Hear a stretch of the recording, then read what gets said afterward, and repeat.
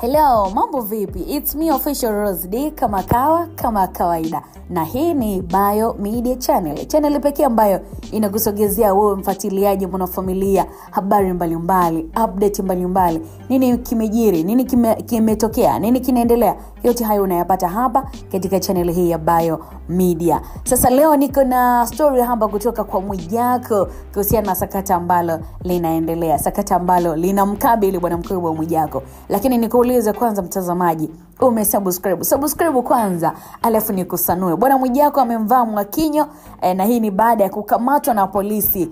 Wewe muuaji ufutiwe leseni ya ngumi. Kwani kuna nini? Kaa tulia, sikiliza kwa makini alafu utapata story nzima namna ambavyo imekaa. Cha kufanya tu ni kuendelea kusubscribe, gusa alama ya kengele kwenye 1 na 2 uko na mi official Rose D. Nitakuwa nakusanua vyema kabisa. Bana, moja kati ya story ambayo kwa sasa zimekuwa gumzo sana ni kukamatwa kwa Mwijaku siku ya jana kuhusiana na sakata zima la wale wadada wawili wa chuo ambao video zao zilisambaa sana mitandaoni kwa kupiga mwenzao, kisa Mwijaku ambaye huyo dada katika kupigwa kwake ni kuhusishwa kwenye uhusiano wa kimapenzi na Mwijaku, wakati anajua rafiki yake ndo anayetoka na Mwijaku. Sasa nadhani hizo video pia mtazamaji ulifanikiwa kuziona, mfuatiliaji wetu wa channel hii ya Bio Media. So kutokana na video hizo, maneno kiukweli yalikuwa mengi sana kwa mashabiki mbalimbali wakitukana hawa wanachuo kwa kitendo cha udhalilishaji, kwa maana ya huyo mwanachuo ambaye alimpiga mwenzake. Mwijaku pia sio mume wake, ni danga lake tu. Maana wote tunajua kuwa Mwijaku kaoa, ana mke wake, ana ndoa yake kabisa. Sasa kwa nini amzalilisha mwenzake kisa mume mtu ambaye pia sio wa kwake? Sasa bora ingekuwa ni mumewe tungesema ni sawa, lakini wote wanaiba mume sio wa kwao. So kiukweli mashabiki walisikika wakiliomba jeshi la polisi, lakini pia wakiomba mamlaka husika kwa maana ya Waziri Gwajima, waziri mwenye dhamana, kusimamia hili swala na kukamatwa kwa wadada hao wawili wa chuo. Lakini pia Mange Kimambi, dada wa taifa hapa tukiwa tunamzungumzia, aliongeza kwa kuomba wizara husika, akimwomba wizara ya Gwajima kuhusika kumkamata pia Mwijaku.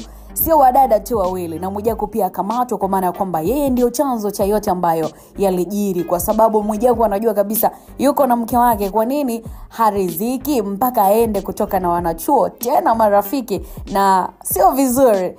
Mwijaku ni muuaji. So mashabiki pia waliungana na mwanadada Mange kudai kwamba Mwijaku naye akamatwe. Sasa siku ya jana bwana, jeshi la polisi kanda maalum ya Dar es Salaam ambalo lilitoa tamko kupitia kamanda Jumanne Muliro kuwa Mwijaku naye kakamatwa, lakini pia na hao wanachuo ambao walimzalilisha mwenzio wamekamatwa. Sasa hii ni kwa ajili ya kujibu mashtaka ambayo yanawakabili katika hali isiyo ya kawaida. Bwana Mwijaku kwenye moja interview fulani hivi ambayo amefanya na chombo cha habari kimoja wapo hapa nchini Tanzania siku ya jana, alisikika kama vile anamshambulia bondia Mwakinyo. Maana Mwakinyo alikuwa ni miongoni mwa watu ambao walikuwa wanasakazia sana kwamba Mwijaku naye akamatwe kwa sababu ni mzalilishaji. Bila Mwijaku yote haya yasingetokea wala yasingejiri. So Mwijaku kupitia interview ambayo alifanya alisema hivi. So kwa faida yako msikilizaji na mtazamaji na mfuatiliaji na mwanafamilia wa Bio Media, ninanukuu kile ambacho amezungumza Mwijaku. Asema, wewe Mwakinyo kaa mbali. Ninanukuu kile ambacho amezungumza Mwijaku kwenda kwa Mwakinyo. Amemwambia Mwakinyo, kaa mbali, jua kesi zako, achana na kesi ambayo haikuhusu, achana na mambo ya kitoyo. Unajua kabisa ulikusudia kuua, na ninaamini mahakama itatenda haki. Unapaswa kufungwa na watu wa Tanga wafurahi, na acha kumsumbua Fai, hawezi kukusaidia kwenye kesi zako. Rais wa ngumi Tanzania unapaswa kusitisha leseni ya Mwakinyo kwa kuwa ana kesi ya mauaji. Hapaswi kuwa katika mchezo wa ngumi kwa sasa, and huyu ni muuaji. Tunasubiria mamlaka itende haki na inshallah nitahudhuria kesi yake. Huyu ni Mwijaku ambaye amemvamia Mwijaku kuhusiana na Mwijaku, amemvamia Mwakinyo kwa kile ambacho Mwakinyo ameonekana yeye kumchochea Mwijaku kwamba Mwijaku afungwe. Yeye ndo sababu ya hao wasichana kupigana. Isingekuwa yeye basi yote singetokea.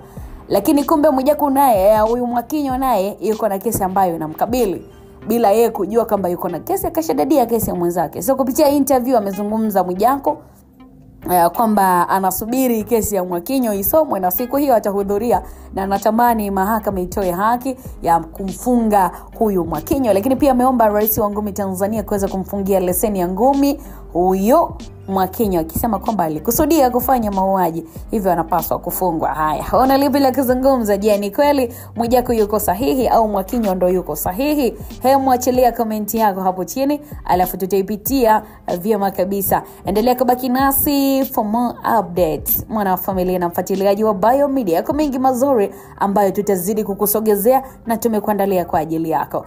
Endelea kusubscribe, endelea kutufuatilia TikTok, Instagram pamoja na Facebook. Jina ni moja tu, Bio Media. Mimi ni Official Rose D kwenye 1 na 2. Niko hapa kwa ajili ya kuhakikisha unapata taarifa zote, lakini pia update muhimu pale ambako zinakuwa zimejiri.